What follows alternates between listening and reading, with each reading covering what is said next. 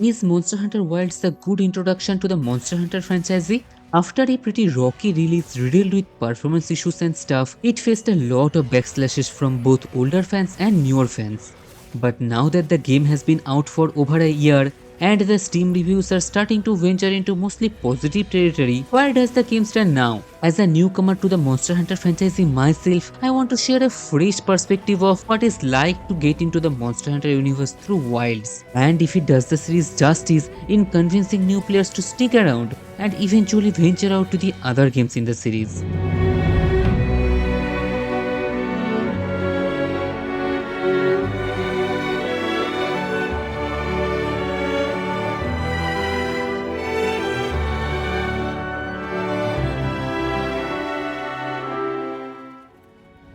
So before Wilds released, I did install both World and Rise. I created a character for both and then uninstalled. The reason for that was I always felt overwhelmed starting a multiplayer game that has been out for quite a few years and has a lot of content to learn and catch up to. So when Wilds got announced, I was pretty excited to finally start the game with other people at the same point and learn things together. And since I play on PS5, I did not face the issues that came with the disastrous PC port, but PS5 had its own issues. If you were on base PS5, yes, you would not face the terrible and constant performance issues, but the game looked bad. And I am saying that as someone who really do not care about graphics that much. The problem was that it's not that it just looked bad. I can look past that. It just looked very blurry, like everything was getting mixed together. But my excitement of getting into the series was enough to ignore those things and start with the main campaign. And despite what the veterans said about the low rank being way too story focused and slower, as a newcomer I did appreciate the linear beginning, as it helped me soak in the information and get adjusted to the mechanics, because there is so much to take in. The way this game manages to be very welcoming to new players with a linear approach and be very not welcoming by its refusal to explain half of the mechanics properly is honestly wild. Bad jokes aside, another thing that I struggled a lot to get used to was the control scheme. I know this is not an issue for just Wilds, but wow, Monster Hunter has the weirdest controller layout I have ever played in a video game. Why is circle an attack button, X is the dodge and square is using items? Why is R2 the block button? It really messed with my brain to try to get used to that setup, but the thing that helped me get used to it was actually another complaint for this game. The low rank is easy. It's basically a giant 15-hour tutorial section, so there are not many instances for me to get punished for my mistakes, so I could get more comfortable with the system easily. Now I understand why this would be a problem for veterans who are already familiar with most of the mechanics, but I don't consider it as bad because I think it opens up the door for a lot more new players to be introduced to the series. And for a series like Monster Hunter to have longevity, they have to change in a way that would attract new player base. But I'm not just going to glaze it like it has no issues. It can be very boring at some parts with how slowly it moves. While I appreciated it on my first playthrough, I do intend to move to PC when I get a better PC. But since Wilds doesn't have cross progression, the thought of going through the low rank again gives me a fever. I do think it is solvable though. It wouldn't be an issue if Capcom adds the way to fast forward through the non-skippable non-fight segments. If I can just play the countless slow walk scenes at 3x speed, that would spare me from the boredom a lot. Now let's talk about the actual gameplay loop. How good of a job does Capcom do to convince people on why you should go on hunting the same monsters again and again? For me personally, the moment I started doing this instead of just progressing through the story was Lalabarina, and I think you guys already know why. Wilds really cooked with the outfits. At low rank, when you don't have the access to better fights, the freedom of choosing the monster you love to fight, the thing that makes it worth of repeating the monster is fashion. And I think Wilds captures that perfectly. Now that I am at high rank, there are more reasons such as fighting Radar because it's my favorite fight in the game, fighting Arc-Tempered Arcville to actually get better at the fight, so I stop personally delivering all 3 cards to my teammates. But at low rank, when you don't have that and you are new to the series, looking good can be the reason for you to slowly get into the loop that is Monster Hunter. The reason I fought Lalabarina more times because I wanted a Bloodborne cosplay for my hunter, and the reason is still here. I have been banging my head against Omega and Savage Omega just to get the Omega nodules to drop, which feels like the rarest item in the game, because I won their armor, even if it means I have to keep repeating the cancer of a fight that is Savage Omega.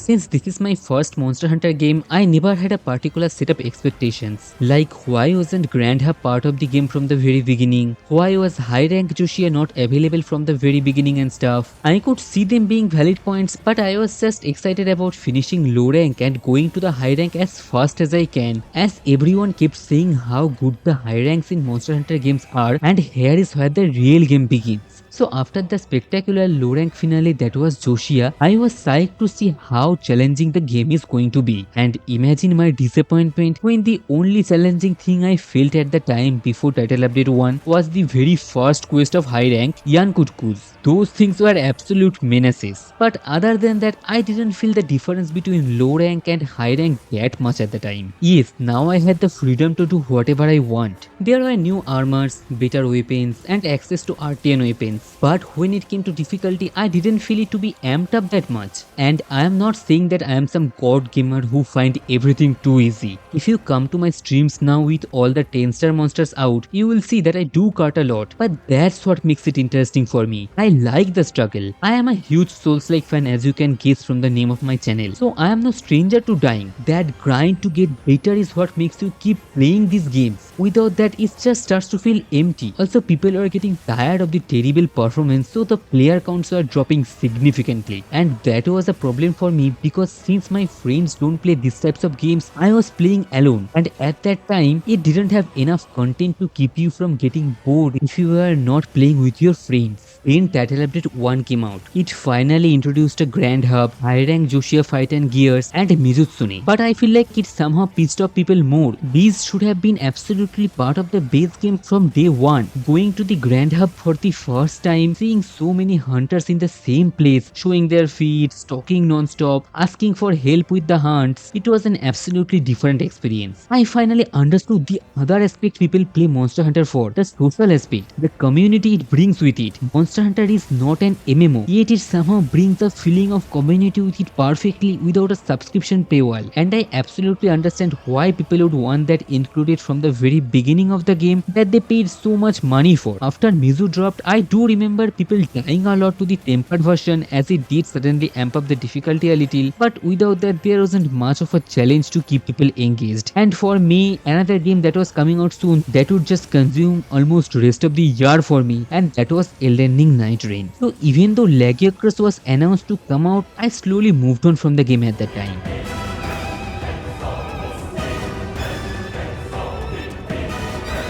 I was away from this game until like last month. I didn't keep up with any of the title updates, and then I saw the Gogmazios trailer.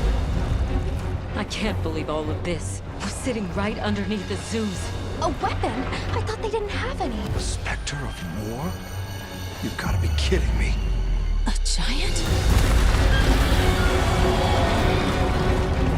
He looked absolutely insane, and I knew that I had to try this fight. After coming back and trying to catch up with everything, I saw that there were now arc-tempered 10-star monsters. Now my last experience with this game was just breezing through the fights without a challenge, and I didn't know how different these fights are going to be, and I was in for a rude awakening. I got my ass kicked by all the 10-star monsters, and here's the thing, if I am taking a long break from a game, I always forget everything about the game. So I had to relearn half the mechanics, and I refused to do that on 7-star and 8-star monsters because I'm an idiot and I have zero patience. So I wanted to see the Gogmazios fight as soon as possible. Yes, I now know that Gog is easier than 10 stars, but I thought he would be harder. The difficulty change felt almost jarring. Was this the same game I stopped playing because it felt too easy and boring? I can immediately feel that all this time I was away from it, the game was working on itself, and it has now found its footing. Now I actually feel like I'm in danger when I am fighting 10-star Arcveld or 10-star Nodra, and not just the 10-star monsters. The 9-star Laggies, Seregios, and Gore are also extremely fun to fight. The sudden surprise of seeing a very low rank and easy monster like Rompopolo getting a 10-star variant that absolutely bodies everyone is just so much fun. And then there's Gogmazios. This fight is absolute cinema. Yes, this is not the most hard or technical fight in the game, but I don't think I have ever played a boss fight in any game that is more cinematic and spectacular than this. The funny thing is, Omega is supposed to be the boss that gives you the MMO feeling, and yeah, it is designed to be balanced around multiplayer difficulty, but Gogmazius is the one that truly feels like an endgame boss in an MMO. With 8 hunters, 3 amazing set pieces, this fight is absolutely amazing. It truly gives the excellent closure, the end game of high rank so desperately needed from the very beginning. I now feel like I have actual reasons to stick around this time. I want to get better at this game. I want to learn these 10-star fights, and I want to get good enough so I can beat them all solo consistently. I want to learn every weapon in this game, as I was only stuck with 2 weapon types the whole time. Also, I feel like Monster Hunter might have the most positive community I have ever seen in a multiplayer game. I have never seen anyone be toxic for carting or failing quests to high rank monster, and instead they would just say they don't care if people cart or offer tips to help them. I think that positive mentality also helped a lot of new players like me to stick around and learn. But there are some stuff that I'm not too much of a fan of, like the Gogma weapons. Yes, they are amazing, they do insane damage and they look cool, but I feel like that becomes a problem itself because it outclasses everything else by so much that there isn't really any reason to try any monster weapons at all, and that feels limiting. Also, the cosmetic DLC stuff is there. I know it's just cosmetics and I myself have bought a few of them, so I'm not trying to be hypocritical, but it leaves a bad taste in your mouth when they are taking a year to fix their game just to run properly, but they are pumping out paid DLCs left and right. But this is nothing new with Capcom when you look at their other games' paid DLC lists. But for now, the positives of this game at this current state outweighs the negatives by a lot for me to ignore them and stick around until the expansion comes around with new content.